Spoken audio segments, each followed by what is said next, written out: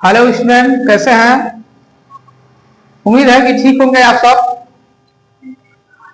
आज हम गणित के कुल संख्याओं पर आधारित जो संक्रियाएं हम लोग कर रहे थे उसके चैप्टर को पढ़ रहे थे। आज उसके अगले भाग को पढ़ेंगे। ये भाग 3 होगा। इसके पहले जो है इस चैप्टर से 2 भाग पढ़ाए जा चुके हैं। आज तीसरा भाग है। तीसरे भाग में हम सिर्फ इसके सवालों को सॉल्व करेंगे और पीछे के पहले भाग और दूसरे भाग में जो है इसके कॉन्सेप्ट को बताया गया है कि कैसे इस प्रकार के सवालों को सॉल्व किया जाता है। तो आइए हम आज इसके सवालों को सॉल्व करें। इसके बाद से इसमें जितने भी सवाल पूछे जाते हैं जिस टाइप के उस सवालों को सॉल्व करेंगे। 2 क्लासेस का होगा। उसके बाद से फिर अगला चैप्टर चालू होगा। तो अगर आप नए व्यूअर हैं तो आप जो है चैनल को सब्सक्राइब जरूर कर लें और चैनल को सब्सक्राइब करने के बाद से वीडियो अच्छा लगे तो आप लाइक बटन भी दबा सकते हैं। तो चलिए हम लोग इसको चालू करते हैं। पहला सवाल देखिए, इसमें पढ़ रहा है 76,076 में 13 से भाग देने पर भागफल क्या होगा। 76,076 में 13 से भाग देने पर भागफल क्या आएगा। 4 ऑप्शन आपको दिए हुए हैं। 5,652 है, 5,852 है, 5,762 है और 5,662 है। 13 से भाग करने पर हमको भागफल क्या मिलेगा। तो देखिए 13 का जो है पहले ऐसे पढ़ना पड़ेगा 76 से ज्यादा ना हो। तो 13 6 78 होता है, ज्यादा हो जा रहा है 6 बार में तो 5 बार में जाएगा। 13 5 65 घटाइए 6 में 5 जाएगा 1, 7 में 6 जाएगा तो 1। 11 13 से नहीं कटेगा, 0 को उतार लीजिए। 13 का पहाड़ा ऐसा पढ़ेंगे कि 110 से ज्यादा ना हो तो 13 बटे 104 होता है, 13 का 117 होता है। तो हम देख रहे हैं 8 बार में जो है ये 104 आ जा रहा है। तो घटाइए 10 में से 4 जाएगा तो 6 बचेगा। इधर तो ये कैंसिल हो गया। अब देखिए चूंकि हमको ऑप्शन भी दिए हुए हैं तो हमारा सिर्फ इतने में ही 58 आंसर आ गया। तो इसमें से देखिए 56 है, 58 है, 57 है, 56 है। तो दूसरा वाला आंसर जो होगा हमारा सही होगा ऑप्शन के हिसाब से जो हमारा आंसर पहले मिला है। लेकिन इसको पूरा भाग कर दीजिए। ये 6 उतर गया, फिर इसमें से 6 से हो जाता है 7 को उतार लीजिए। अब 13 का पहाड़ा ऐसा पड़ेगा 700 से ज्यादा ना हो तो 13 5 में 65 होता है। 5 बार में जाएगा 13 5 65, 67 में से 65 जाएगा तो 2 बचेगा और ये 26 उतार लीजिए, सॉरी 6 को उतार लीजिए तो 13 दूनी 26 कट गया। तो 5,852 इसका आंसर होगा। 5,852 ऑप्शन नंबर 2 इसका जो होगा करेक्ट ऑप्शन होगा। वैसे इतना करने की आपको जरूरत नहीं थी, मैंने पहले बता दिया है कि ये 58 है, 2 ही स्टेप में आ गया था। क्योंकि आपको इसका आंसर फाइंड आउट करना था, इसमें ब्यौरा पूरा नहीं देना था। तो हमारे पास ये 58 पहले आया जो है वो दूसरे ऑप्शन में 58 आया है। बाकी में इधर 57 है, 56 है, 56 है। तो ऑप्शन नंबर 2 जो होगा आपका सही आंसर होगा। चलिए अगला क्वेश्चन देखते हैं क्या कह रहा है।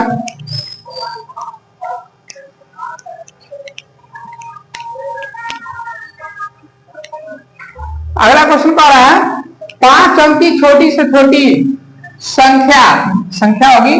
5 अंक की छोटी से छोटी संख्या क्या होगी जो 75 से पूर्णतः विभाजित होगी। मतलब 5 अंकों की सबसे छोटी संख्या होता नहीं है जो 75 से विभाजित हो जाए।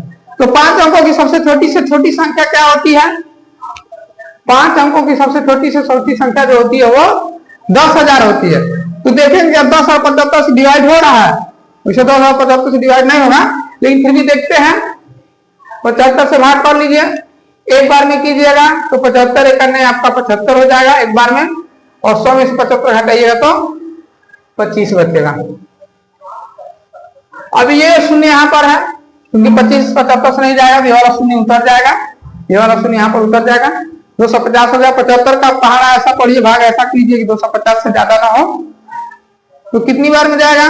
75 दूनी 150 होता है, 75 यहाँ 225 होता है तो 3 बार में जाएगा ये 225 हो जाएगा। फिर से यहाँ 250 में 225 घटाइएगा तो 25 बचेगा।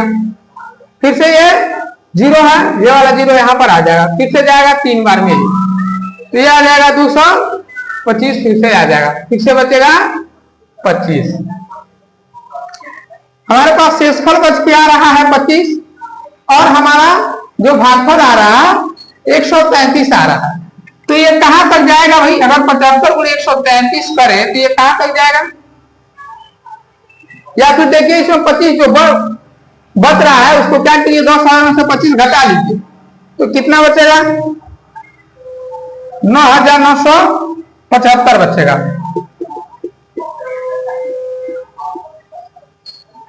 देखिए हमारा जो आंसर आया 133, क्या करेंगे इसमें 75 से गुणा करेंगे तो 9,975 आ रहा है और ये जो है 25 आपका बचा हुआ, ठीक है। तो 75 से अगर हम भाग दे रहे हैं तो पूर्ण रूप से मतलब वो भाग जाएगा तो 133 बार में जाएगा जो 9,975 आएगा। तो 75 से डिवाइड होने वाली संख्या जो होगी ये 9,975 होगी। तो 9,975 तो 4 अंकों की संख्या हो गई। तो अब जो है अगर 5 अंकों में लाना है तो हमको पता है 5 अंकों की सबसे छोटी संख्या 10,000 होती है। तो अब 5 अंकों में 10,000 से ऊपर संख्या जाएगी क्योंकि 9,975 एक संख्या हमको मिली है जो 75 से डिवाइड हो रही है और 10,000 नहीं होगा, 10,000 के बाद संख्या होगी। तो ये तो हमको नहीं लेना है। तो क्या करेंगे, क्योंकि हमारे पास 25 पहले ही से बचा हुआ था, कितना संख्या और इस 25 में जोड़ दें 75 पूरा पहुंच जाए। तो अगर हम इसमें 50 जोड़ दे रहे हैं तो ये 75 पूरा पहुंच जाएगा और 75 जब पहुंच जाएगा तो ये 33 जो है एक और बढ़ जाएगा, 34 में पहुंच जाएगा। तो 134 होगा आंसर, 134 होगा और 134 जो होगा आपका 75 से गुणा करने पर आएगा 10,050। तो 75 से विभाजित होने वाली 10,000 के पास की जो संख्या होगी 9,975 होगी और 10,050 होगी। तो 9,975 तो 4 अंकों की है, हमसे कह रहा 5 अंकों की संख्या चाहिए तो 10,050 होगी। तो 10,050 कौन से ऑप्शन में है? ऑप्शन नंबर 4 में। तो ऑप्शन नंबर 4 जो होगा आपका सही होगा। अगला सवाल देखिए, प्रथम 10 अभाज्य संख्याओं के गुणनफल में इकाई के स्थान का अंक क्या होगा? प्रथम 10 अभाज्य संख्याओं के गुणनफल में इकाई का स्थान क्या होगा? इसको मिटा दिया जाए।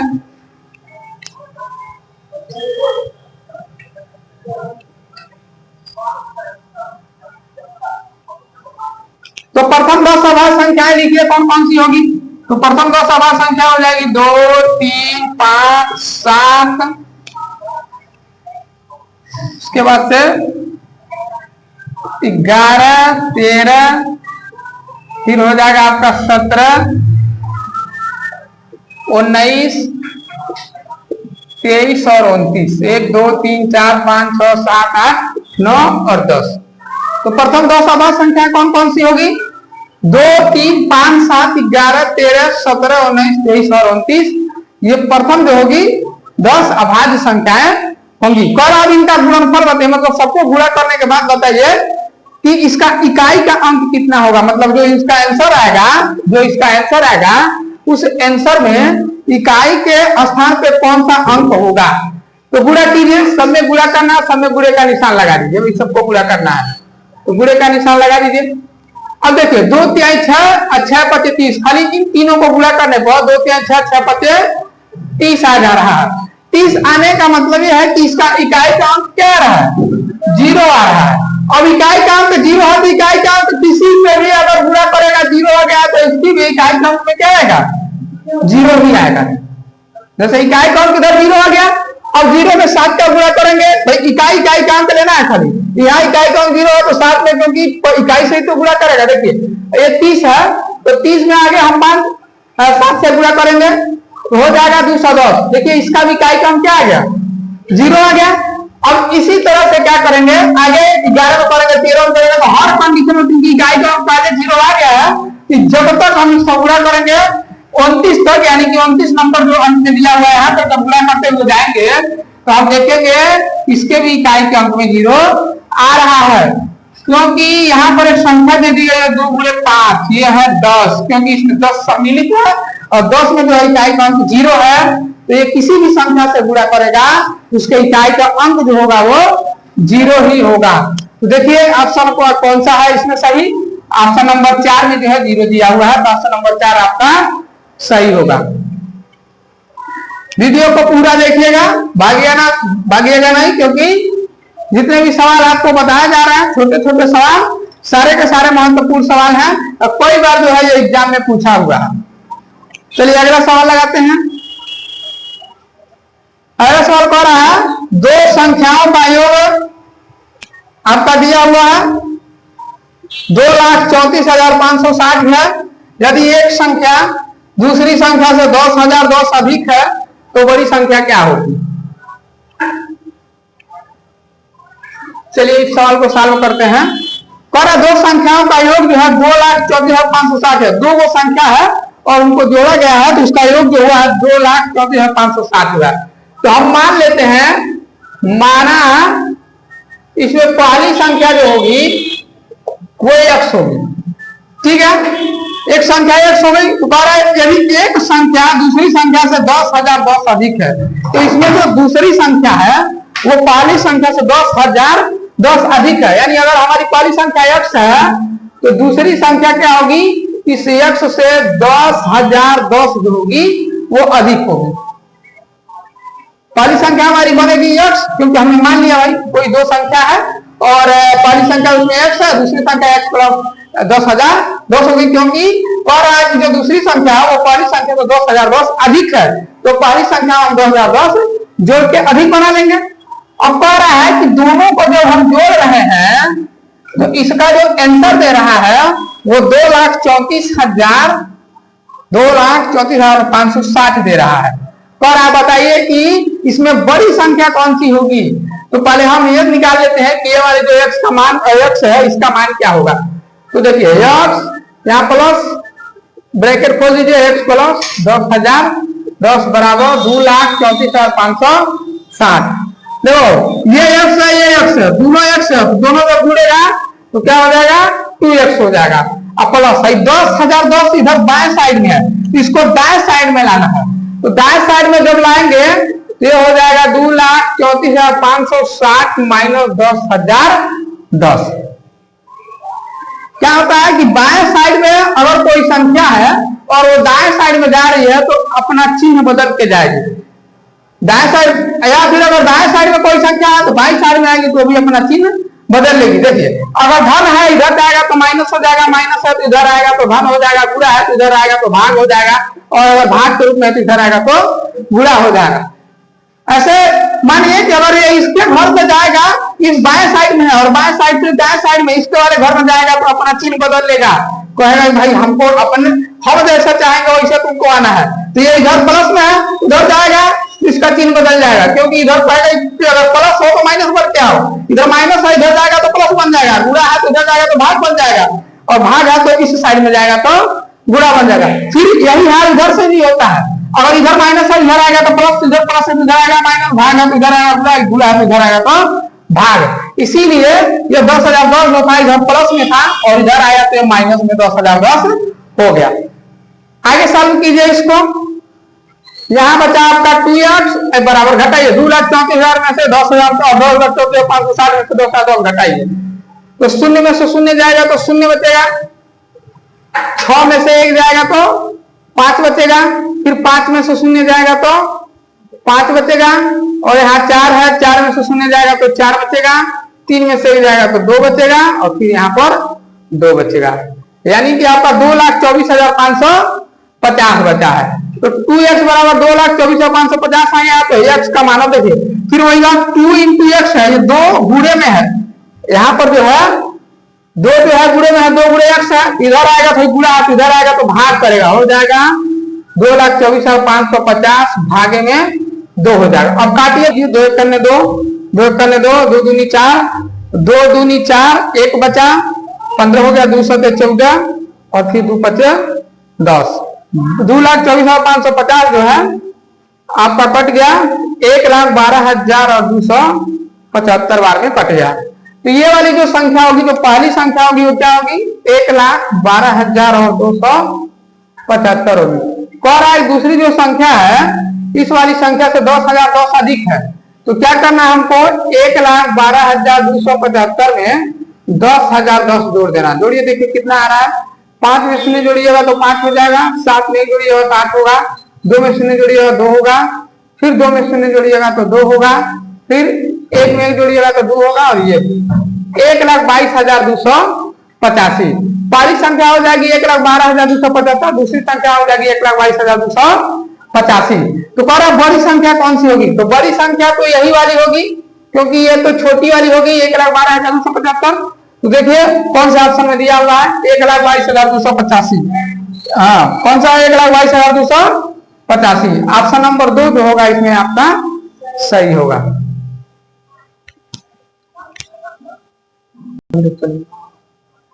देखिए अगला क्वेश्चन कह रहा है, एक कार पार्क में 14 पट्टियां हैं और प्रत्येक पट्टी में 420 कारों को खड़ा होने का स्थान है। पार्क में कितने कारें खड़ी हो सकती हैं। और कोई कार पार्किंग है और जो है उसमें 14 पट्टियां बनी हुई है और प्रत्येक पट्टी में 420 कारें खड़ी हो सकती है।